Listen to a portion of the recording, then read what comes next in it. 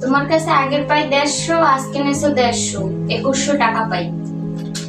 150 তো 300, 2100 হইলো কিভাবে? আমি হিসাব করে দেখাবো। এই 150, 0 0 5 5 10 আর 1 আর 1 2। এই না তোমার 100, এই 100, এই 100 কাটা, আর থাকে 2 টাকা।